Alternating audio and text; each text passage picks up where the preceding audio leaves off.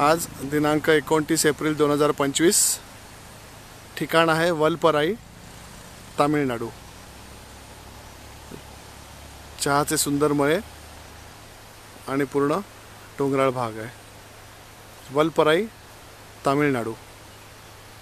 आणि हे आहेत मास्टर केदार गोखले।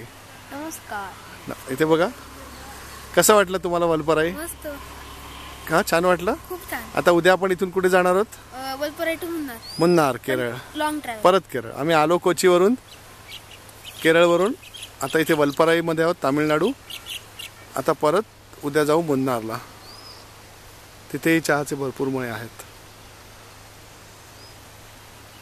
आणि ही आमची कार आहे आणि त्यात प्राची गोखले बसले आहेत।